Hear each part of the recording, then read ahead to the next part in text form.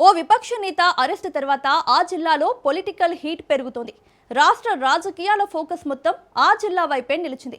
అయితే కేసులు అరెస్టులతో ఆ సీనియర్ నేత మాత్రం తగ్గేదే లేదంటున్నారు. ఎన్ని సవాళ్లు బెదిరింపులు ఎదురైనా ముందుకే సాగుతానంటున్నారు. పైగా ఆ పార్టీ శ్రేణులకు సైతం ధీమా కల్పిస్తున్నారు. ఇక ఆ నాయకుడి అరెస్టుతో ఏ పార్టీకి లాభం చేకూరనుందనే చర్చ కూడా నడుస్తుంది. అధికార పార్టీకా విపక్షానికా? ఇంతకీ ఆ మాజీ మంత్రి సామాజిక వర్గానికి చెందిన నేతలు ఏమంటున్నారు?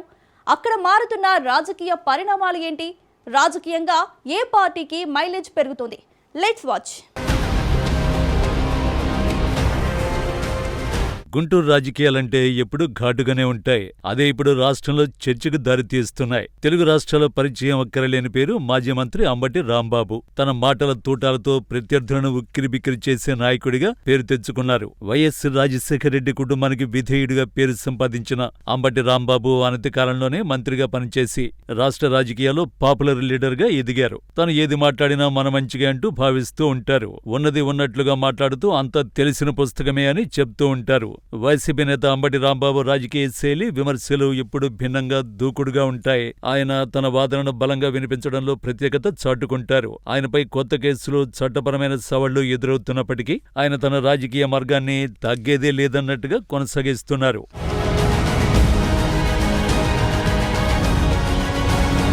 మాజీ మంత్రి, వైఎస్సార్ కాంగ్రెస్ పార్టీ సీనియర్ నాయకుడు అంబటి రాంబాబు ప్రస్తుతం ఆంధ్రప్రదేశ్ రాజకీయాల్లో హాట్ టాపిక్ గా నిలుస్తున్నారు. ఇటీవల వరుస రాజకీయ పరిణామాల నేపథ్యంలో ఆయన అనుసరిస్తున్న తీరు చర్చనీయాంశమైంది. 2024 ఎన్నికల్లో ఓటమి తర్వాత వైసీపీ గళాన్ని వినిపించడంలో అంబటి కీలక పాత్ర పోషిస్తున్నారు. టీడీపీ నాయకులపై తీవ్రమైన విమర్శలు, ఆరోపణలు చేయడంలో ఆయన రూటే వేరు. ప్రత్యర్థుల్ని రాజకీయంగా మాటలతో ఎదుర్కోవడంలో అంబటి శైలి భిన్నంగా ఉంటుంది.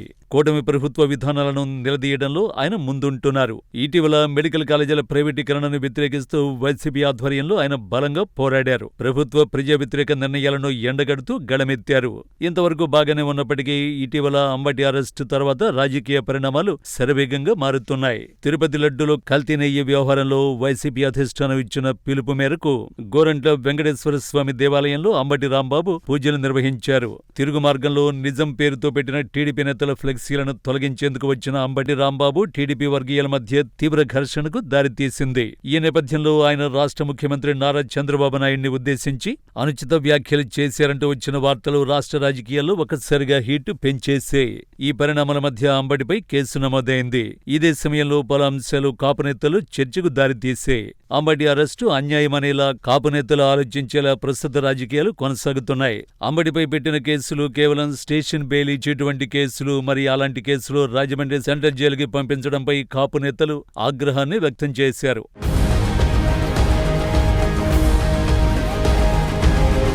అయితే సుమారు 18 రోజుల పాటు రాజమండ్రి సెంట్రల్ జైలులో ఉన్న అంబటి రాంబాబు ఈ నెల 19న బెయిలుపై విడుదలయ్యారు. ఆయన విడుదల సందర్భంగా నిర్వహించిన ర్యాలీలో పోలీసులతో వాగ్వాదానికి దిగడం వైరల్ అయింది.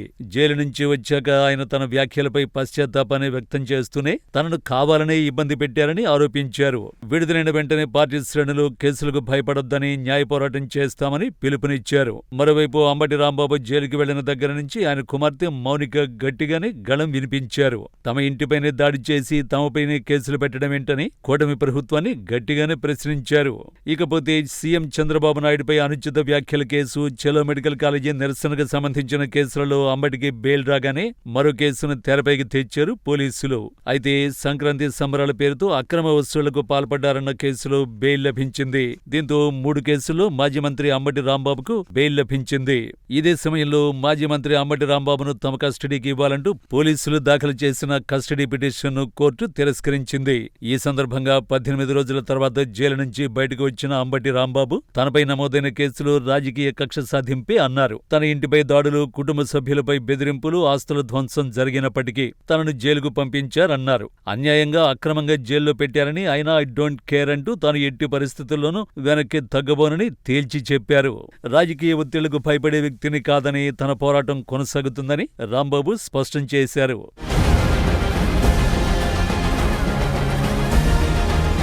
కూటమి ప్రభుత్వం ఎన్ని కేసులు పెట్టినా వెనకడుగు వేసేది లేదంటూ అంబటి ధైర్యంగా ప్రకటించడం వైసీపీ శ్రేణుల్లో మరింత ధైర్యాన్ని నింపింది. అయితే కూటమి ప్రభుత్వం జిల్లాల ముఖ్య నేతలు ఇలాంటి హింసపై ఆచితూచి వ్యవహరించకపోతే అధికార పార్టీకి తీవ్ర నష్టం జరిగే అవకాశం ఉంది. విపక్ష నేతలు ప్రతి అంశాన్ని వారికి అనుకూలంగా మార్చుకునేలాగా వ్యవహరించడం ఆ పార్టీకి మరింత బలం చేకూరుతుంది. అటు కూటమి పెద్దలు ఇలాంటి అరెస్టులు, దాడుల వ్యవహారంపై పునరాలోచన చేయకపోతే విపక్ష నేతలకు మరింత బలం పెరిగే అవకాశం ఉంది. ఇప్పటికైనా అంబటి అరెస్టుతో జనసేన పార్టీకి నష్టం చేకూరుతుందనే భావన రాజకీయ వర్గాల్లో వినిపిస్తోంది. ఇప్పటికైనా ఇలా కక్షపూరిత రాజకీయాలకు కూటమి ప్రభుత్వం ఫుల్ స్టాప్ పెట్టి అభివృద్ధిపై అడుగులు వేస్తుందో లేదో చూడాలి. మరి మొత్తానికి రాజకీయాలంటే హుందాగా వ్యవహరించాలి కానీ చిన్న చిన్న సంఘటనలకు ఈ విధంగా కక్ష సాధింపులు చేస్తే విపక్ష నేతలకు ప్రజల్లో మరింత బలం పెరిగేలా వ్యవహారం ఉంటుందనే మాటలు రాజకీయ వర్గాల్లో వినిపిస్తున్నాయి. ఇక అరెస్టులు, కేసుల మధ్య కూడా తనదైన శైలిలో దూకుడు ప్రదర్శిస్తున్న అంబటి రాంబాబుకు పార్టీ శ్రేణుల నుంచి మరింత మద్దతు లభిస్తోంది.